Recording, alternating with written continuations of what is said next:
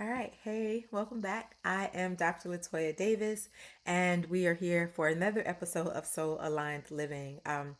Today, we're diving into something that's really close to my heart, and I think that there's a certain energy right now that is bringing up the ancestors and making that a really palpable thing. And so I think that that is also why I'm being led to do this particular episode now. I've always said that I don't want to talk about altars or teach about altars or anything like that, but here we are, right? So today we are talking about ancestral altars, but not the way you may have been taught, right? This is about freeing the the shoulds and the the things that you're supposed to do, right? And this isn't about like having to follow anything from a particular religious standpoint.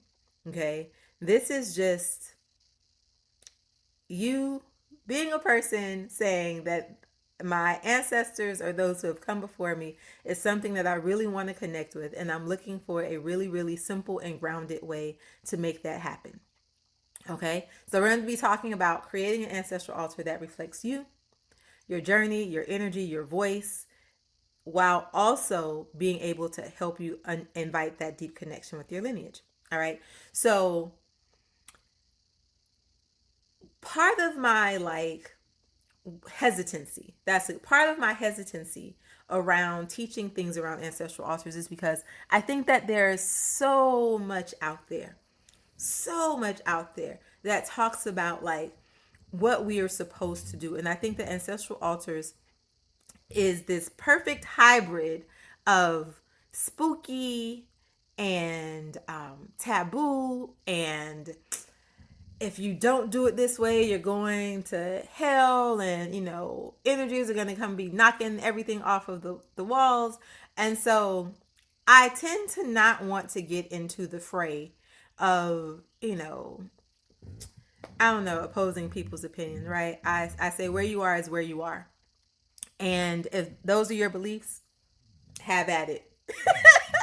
Right, have at it. I'm not really here to challenge that thing. My job is to provide information, and you can take it or you cannot take it. And so, but because there's so much around ancestors and what that means, I've kind of just tended to shy away from it, right? But when you write a book called Path to the Ancestors, and you get on this thing about helping people to unravel and connect and do the things that they do with their ancestors, of course, natural evolution spirit is like, really, we just gonna leave the people out there like that? So here we are. All right. So first thing I want to clear up is that an ancestral altar is not about religion. It is absolutely not about religion. Okay. If we look at just cultural practices and norms, right? There are so many ways that ancestral altars show up across people. I was going to say across the diaspora, but it's across people, right?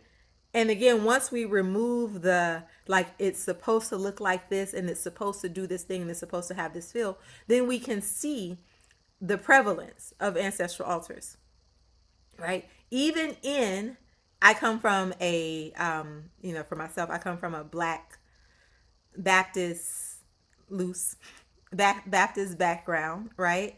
And if I went into my grandmother's house, there was a table.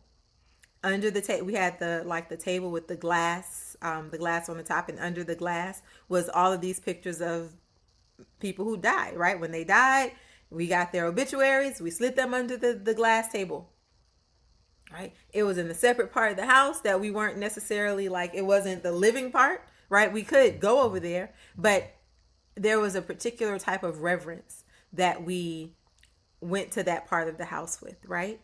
Up on the walls, pictures of those who have come before us, right? And again, a certain type of reverence. We looked at it, we told stories, we talked about it, okay? So an ancestral altar is not about religion. It's also not about perfection. One of my pet peeves is that I feel like we give, and by we, I'm saying us spiritual teachers, people in the spiritual community, I feel like we can give so many instructions, so many directives, there's so much dictate that we paralyze people from taking action, right? Because it's natural to not want to do something wrong. So if I've laid out and you must do A, B, C, D, and E exactly like this, it is common to feel fear around doing anything because you don't want to do it wrong.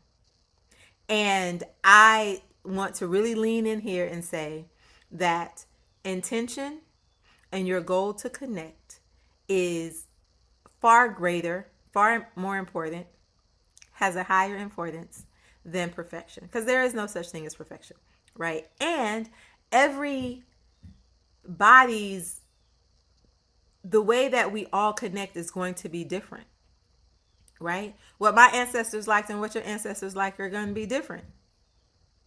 I have Bahamian ancestry, right? If you threw some Junkanoo music up on your shrine and your people were Trinidadian, they're going to be like, what is this? What is this? Right? So everybody's thing is going to be different. And so I want to lay that out. I feel like I'm harping on it, but that's really, really key before we get into the next part. Okay. So it's not about religion. It's not about perfection, and it's not about obligation. Okay. The other thing that I am really working hard to combat here is that our relationship with our ancestors has to be this relationship that is based on obligation, right? I give you and then you give me, and it like, no, that's not, it doesn't feel natural and it doesn't feel good. Okay. And what this is really about is creating a relationship. Okay. An altar is simply a sacred space where you get to say, I see you, I honor you, and I'm open to your support as I walk my journey. Okay. It's a space where we can create a bridge that brings the past and the present together, and it allows for healing to flow in both directions. Okay.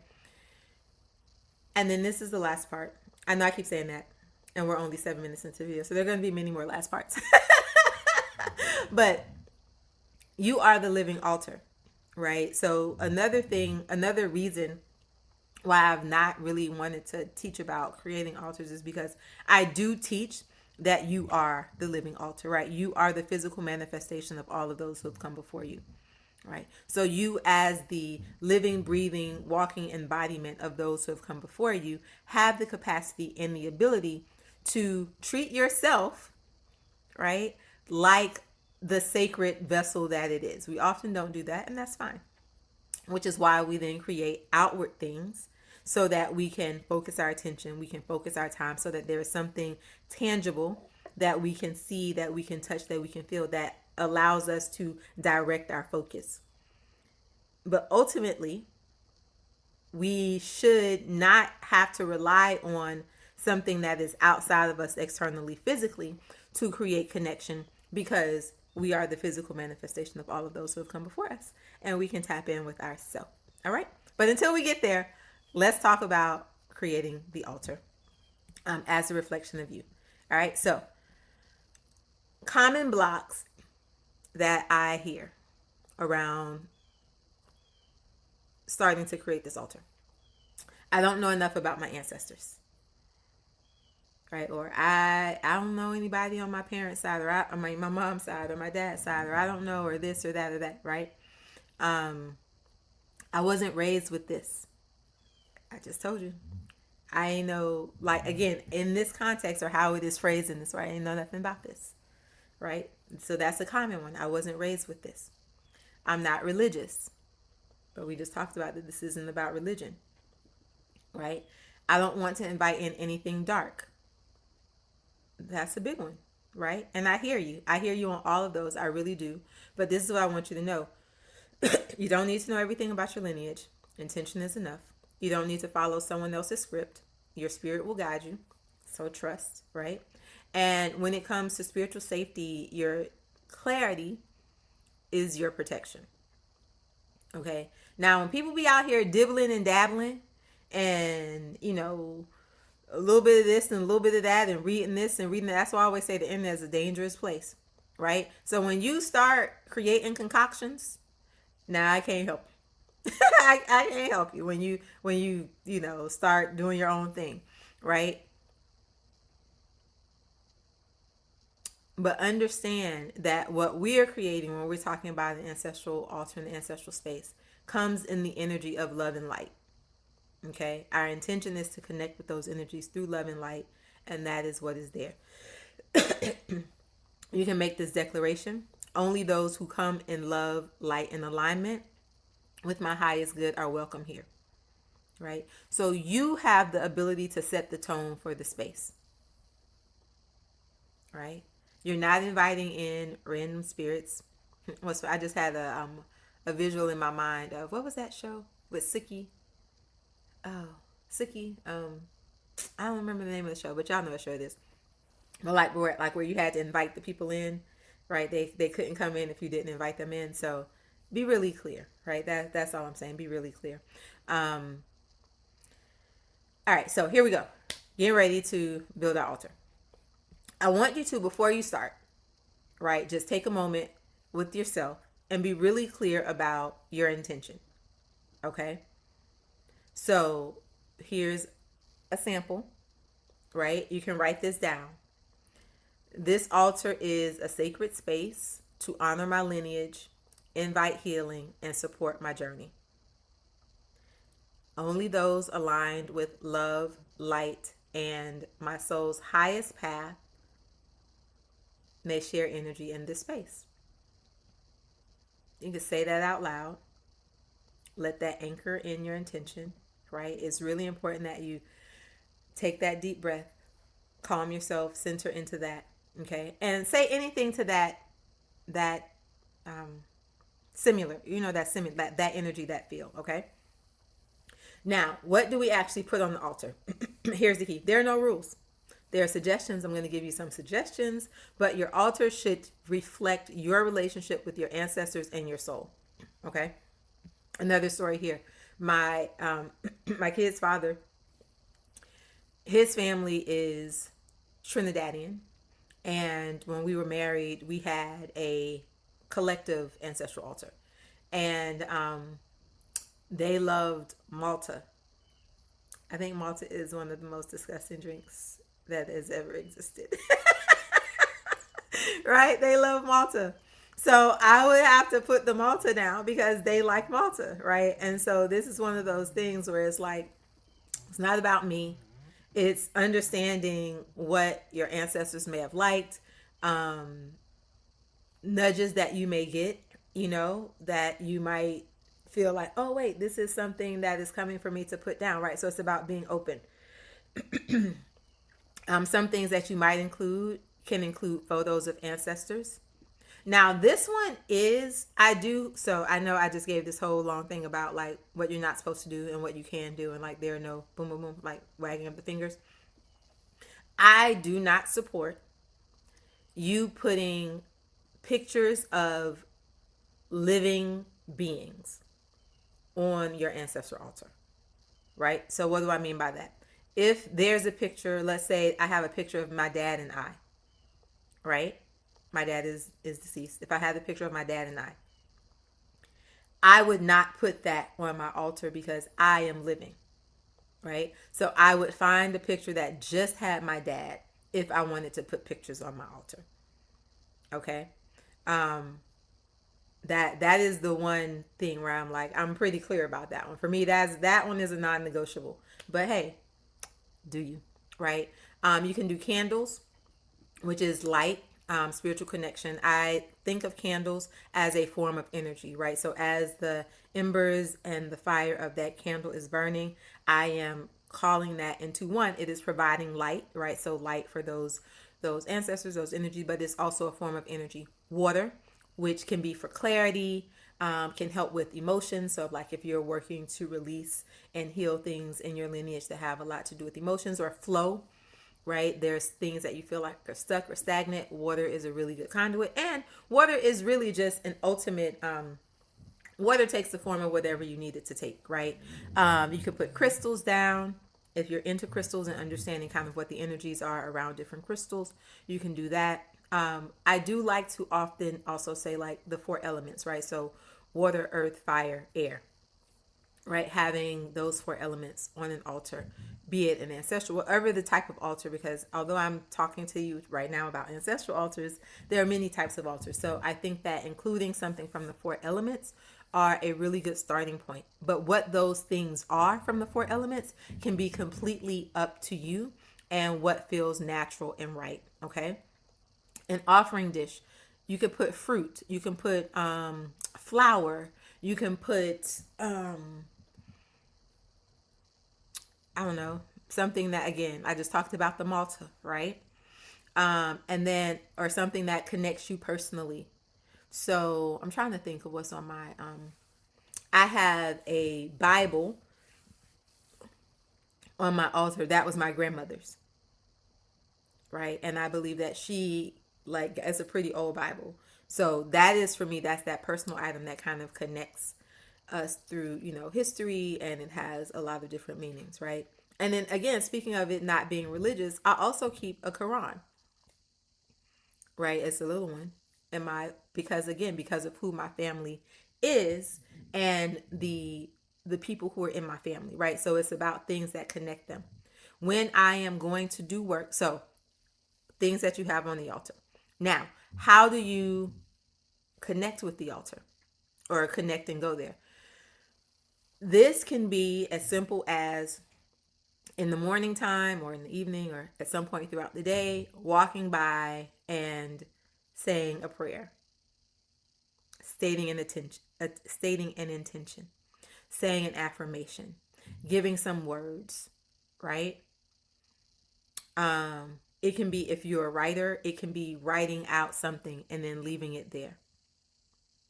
It can be playing music, going in front and singing. Okay, so there is no one way to do anything. A really good question that you can kind of do as you are setting this up is a soul led altar visioning kind of journey, right? Where you're just gonna, y'all know I love my good deep breaths, right? You just kind of deep breath, drop in with yourself, and ask, what belongs on my altar right now, right? What color, what item, what energies will help me feel connected? And then you let the energies come and you trust them. Okay, so just remember, your altar isn't built from rules, it's built on relationship.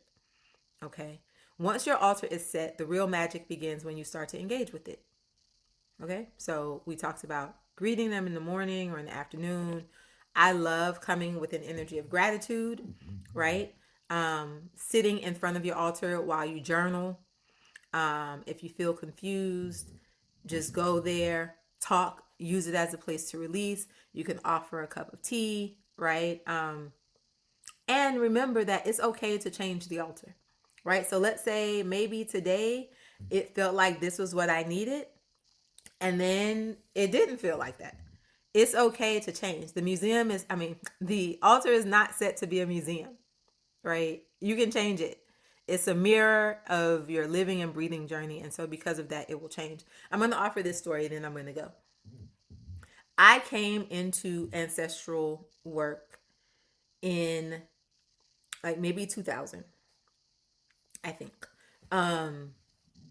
And I was taught a very prescribed way, right? That you have your ancestor altar, that you venerate your ancestors, that you work with them. And somewhere around, I don't know the year, maybe like 10 years into that journey, none of that started to feel aligned with me. It didn't feel right. I was continuing to do it because that's what I was taught. That's what everybody around me was doing. But I wasn't connected to it, right? It wasn't feeding me. It wasn't giving me anything that I needed. And it took me another few years to make the shift because I was scared, because it wasn't what I was taught, right? And what ended up happening was, instead of making the shift, I just withdrew altogether. I was like, nah, this don't feel good. I don't like it. I'm just not going to do anything. So that's really how I got into the you are the living altar aspect of it, right? I didn't know that at the time, but that is how it ended up playing itself out, me understanding that. But I just withdrew totally, right? And then somewhere through that process, I got the confidence to do things in the ways that were coming to me and in the ways that felt more right, more just, and more aligned. And excuse me. And to this day, that's what I do, right? So I allow my spirit, I allow myself to trust myself, I allow my intention for what I am wanting at particular phases of life, because that's the other thing, right? What I wanted 10 years ago is not the same thing that I want now. And so, how I need to engage that connection and how I need to get that support is going to look and feel different. And so it's okay to change, right? It's okay to do something that doesn't look like what someone else is doing. I will just go back and highlight that the parts that are important is that your intention is clear, that you're setting boundaries and parameters. So in that intention statement that I set, or that I said, that I gave, right, I talked about that those energies that are coming in love and light, that are here to assist me with my best and highest path, right? So you're creating boundaries and parameters, understanding that you get to set how the energies are flowing. You're not out here mixing and dibbling and dabbling and reading this thing on the internet and reading this thing on the internet and then trying to figure out, oh, wait, why is, whatever's happening? Because you're doing too much, right? You're doing too much.